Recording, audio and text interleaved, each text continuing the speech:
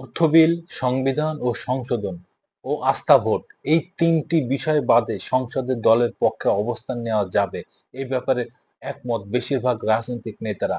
ঐকমত্য কমিশনের সাথে সংলাপের শর্ত সাপেক্ষে সংবিধানের ৭০ অনুচ্ছেদ বাতিলের পক্ষে একমত হয় প্রায় সবকটি দল।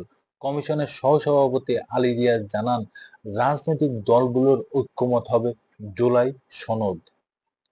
জাতীয় ঐক্যের মাধ্যমে রাষ্ট্রের বিভিন্ন ক্ষেত্রে সংস্কারের প্রশ্নে ঐকমত্য কমিশনের দ্বিতীয় দফায় বিষয়ভিত্তিক এই আলোচনা।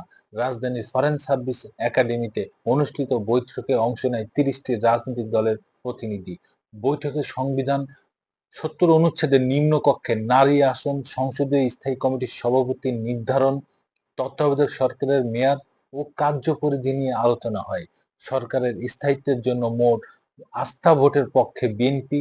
এছাড়া অর্থ বিল, সংবিধান সংশোধন ও আস্থা ভোট এই তিনটি বিষয়ে বাদে সংসদে দলের বিপক্ষে অবস্থান নেওয়া যাবে এ ব্যাপারে একমত হওয়ার কথা জানান রাজনৈতিক নেতারা।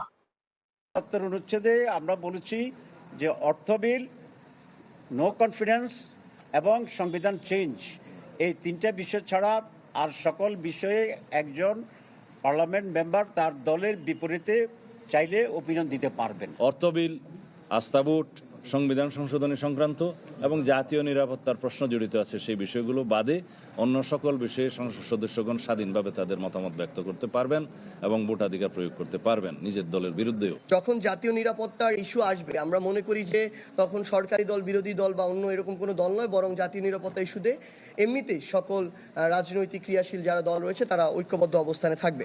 বাংলাদেশ খেলা জামাত সহ বেশ কয়েকটি দল নারী আসন বাড়ানোর প্রশ্নে ভিন্ন মত দেন। এছাড়া অন্তর্বর্তী সরকারের অধীনে স্থানীয় সরকার নির্বাচনের পক্ষে যুক্তি তুলে ধরেন। আমরা ৪০০ আসন নির্বাচন চেয়েছি, ১০০ সংরক্ষিত মহিলা আসন, ১০০ আসন পিআর পদ্ধতিতে এই ১০০ আসন নির্ধারণ করা হবে। এখানে অন্তত নির্বাচন কমিশনের জায়গা থেকে একটা সুনির্দিষ্ট বিধান করা যে আগামী পার্লামেন্টে প্রত্যেক দল থেকে অন্তত পক্ষে ২০% নারী প্রার্থী দিতে হবে। আমরা গত ১৬টা বছর লড়াইটাই হয়েছে একটা জাতীয় নির্বাচনের জন্য, আর জাতীয় সংসদের নির্বাচনের জন্য। নিশ্চয়ই আমরা কোনো একটা স্থানীয় সরকার নির্বাচনের জন্য আমরা আন্দোলন করিনি।